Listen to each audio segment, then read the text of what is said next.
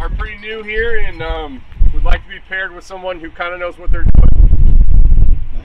Okay. All right, now raise your hand if you've done this quite a few times and feel like you know what you're doing. Brian, raise your hand. Not quite a few. Enough. All right, so people that are new, make sure that one of the people raising their hand is in your group. We'll split up into 3 or 4-ish size groups and go out there.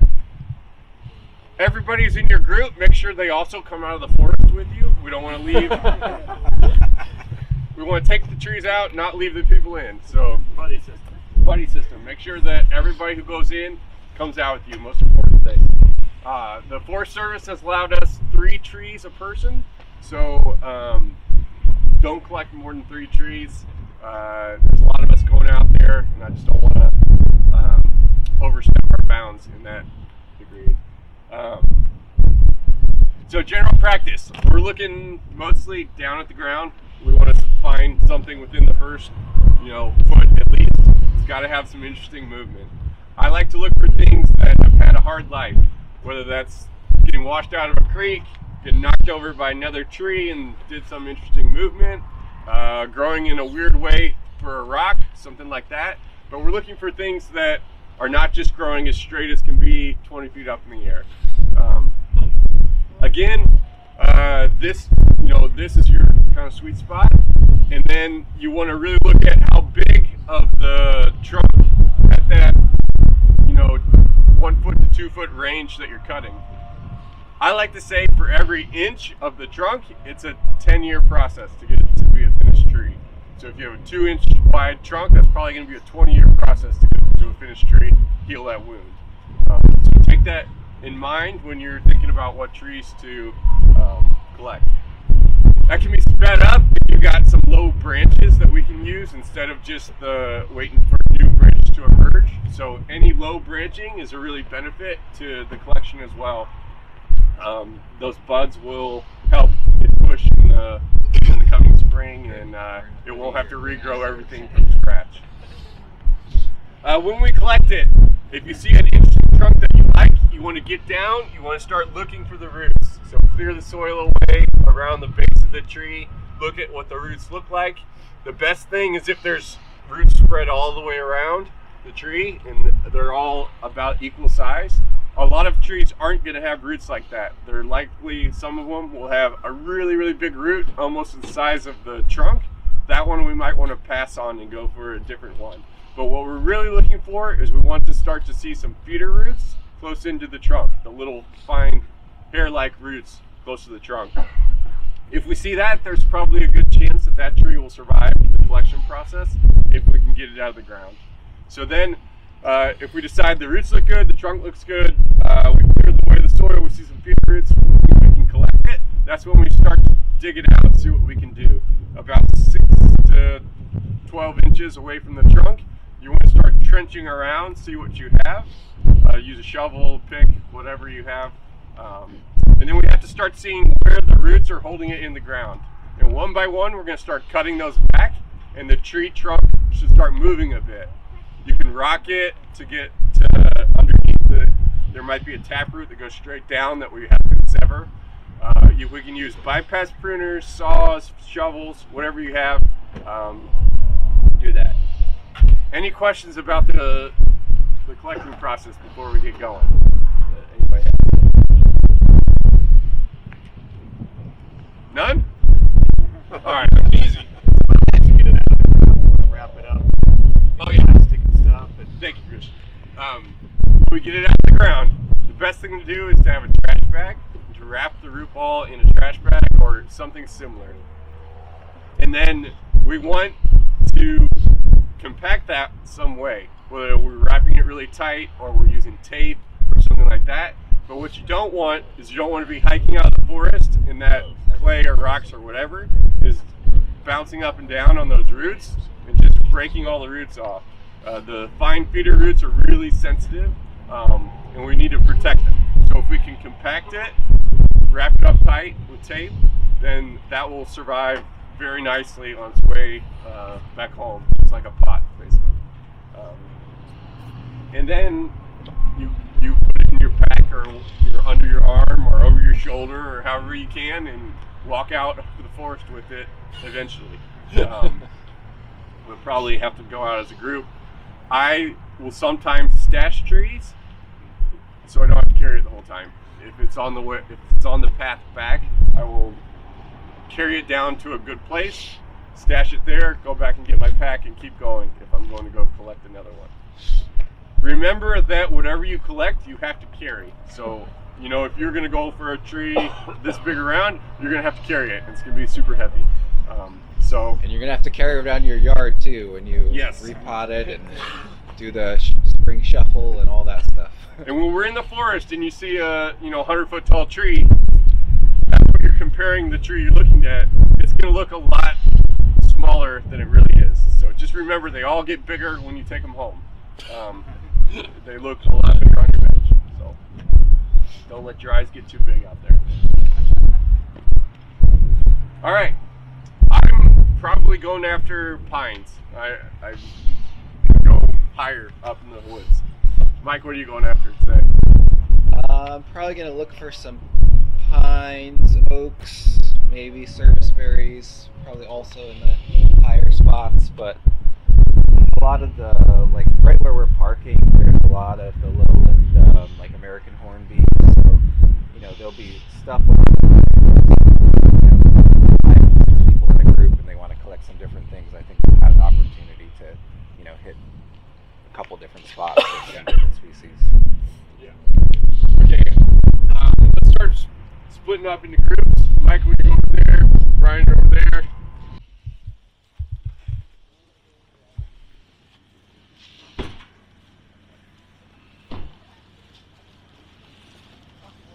If anybody wants to sharpen their shears, I have some sharpening blocks with me.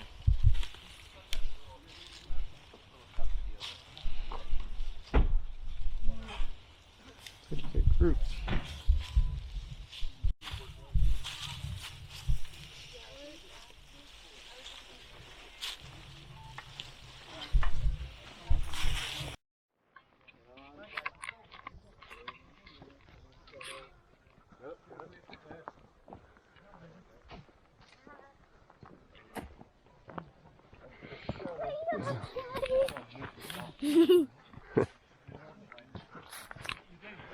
Going out in the woods. You're saying you don't know which way to go? Stand right here and you'll see them both super pretty. You're right. Lots of hornbeam down here. Some interesting forms. Really good collecting area. Oh, here's a little tree. I was just happy to see something other than a hot hornbeam. You guys looking for hornbeam? What's going on? How's the hunting going? Good. A lot of hornbeam. There's a ton of hornbeam here. It was awesome. I feel like last year I wasn't seeing much at all. Let me know if you're seeing heck. This could be a Indian trail marker. Might not be old enough, but might be. Lyndon walking. Our group's coming through the forest. Looks like we got a collection going on over here. Keep going that way, Lyndon. Trees fell down, certainly. There's a survivor, for sure. It's crazy.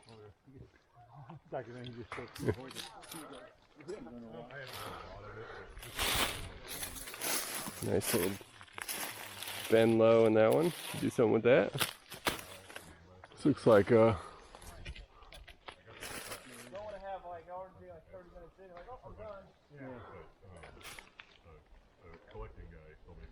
Huh. Kind of looks like a winged elm. Pretty good indicator.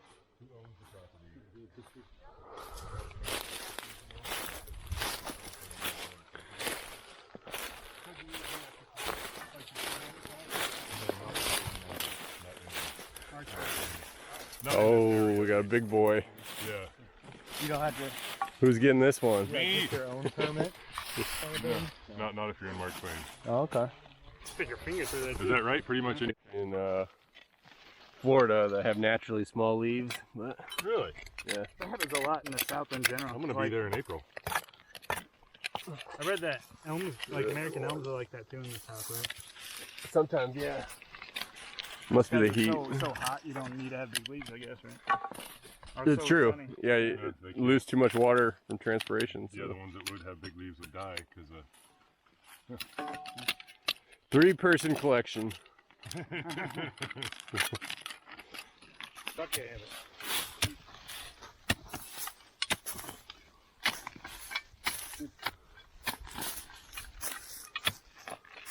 It's like a root that probably runs here. Yeah. Let's deal with that. Just trenching around it. Nice old bark. Sea spider. I think that's some. Looks like we're getting some rocks. Okay. Came out with a lot of feeder roots. Got this nice movement. Little bend up here. Left it a little long just in case we need it or what we want. Great feeders. Yeah.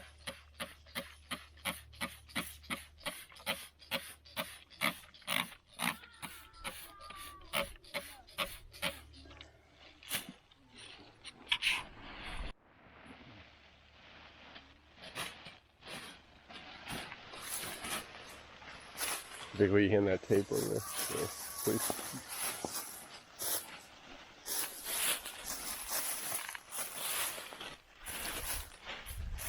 Thanks, sir.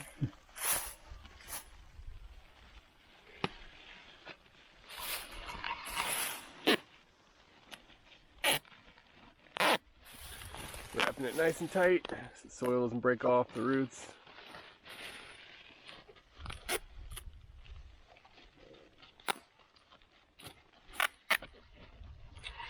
Just ready to ride. Sweet. You roll. Last step. Nobody will ever know.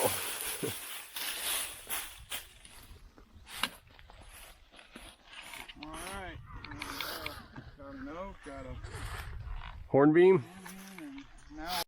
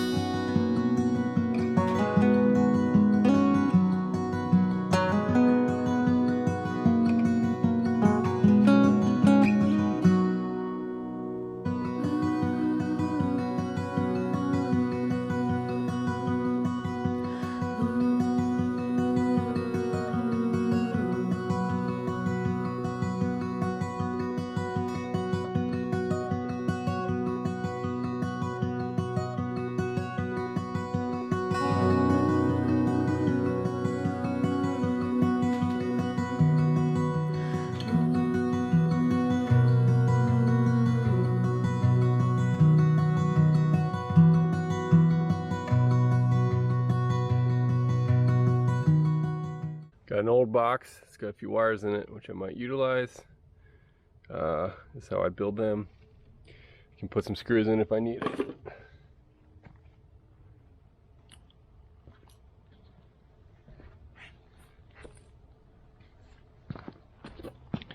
It's not a whole lot to do with this one.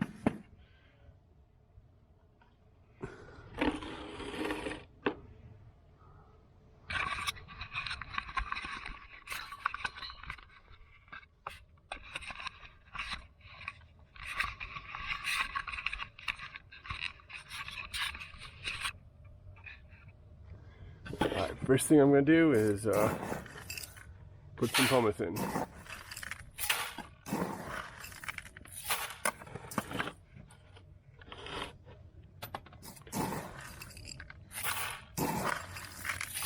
I just want a thin layer so that when the roots don't sit all the way on the bottom of that mesh. This tree was growing in a really arid location, so I'm not so worried about the lack of roots, since I'm going to have the ability to water it a lot better than it was getting up there.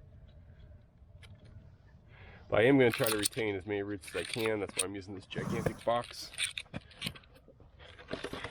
Fits in there, not the best, but I'm just going to coil the roots around. These in the next repotting I will certainly get rid of. And now I'm going to try to get this thing to sit as low as possible at the angle that I want it. Give me somewhere around here. Now I got to sort out a good way to anchor it. I think I'm going to have to use a screw or two.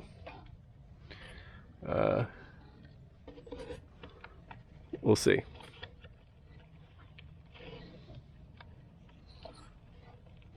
Of course, this wire is just too short. Alright, I think I know what I'm going to do. So that's going to hold the roots like that. Everybody can see. And then I've already set up this system over here with 2 screws. So I'm going to pull another wire this way just to tie it there. I'm just going to fill her up with soil and let her be. So let me go get a wire now. Cook ready, or anybody have to cook ready at this point? Oh yeah, well, I'm going to make something in just a second. No, you don't have to. I'm just saying, I was going to order Domino pizza. I think Jess wants me to make. Make you cook after all that long day. And there's 2 deer up there on the right. I know, they've just been hanging out with me. Yeah. Oh, there's another one, right? Oh, there's 2 more by the playground. Yeah, 3. yeah, Holy cow, look at them. they're everywhere. All right, see that system? 4 up there at the playground.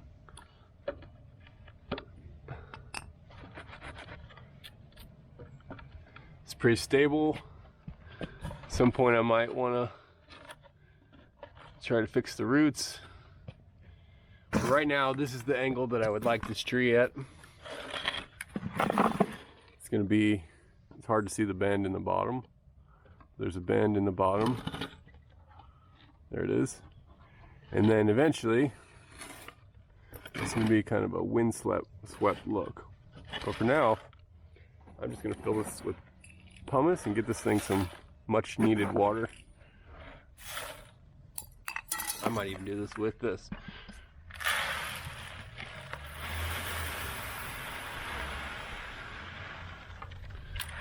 My goal here is to make sure that all the roots that I think can be salvaged are covered, but then not much more. I don't want anything else covered. I'm leaving, there was a really long root that emerged from the trunk right there. I'm trying to, hard to see. Right there.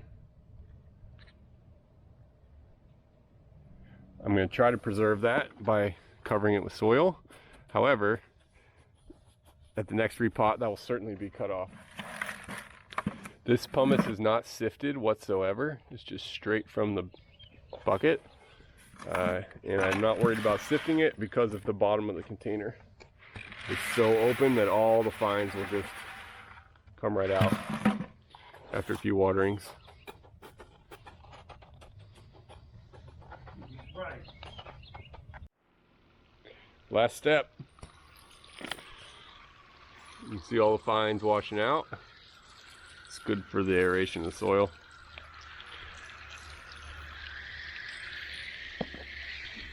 I am going to water all the branches just to keep those buds hydrated.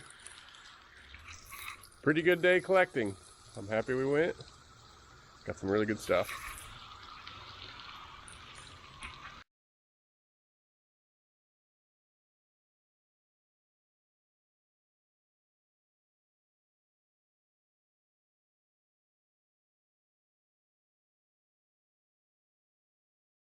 Well, another yamadori adventure in the book. We went down to a cool place in southern Missouri with the Bonsai Society today. Hung out with some cool people. And we got these 3 awesome trees. This is an American hornbeam, hop hornbeam, and a hop hornbeam. I got them boxed up. I'm ready to go. Thanks for watching.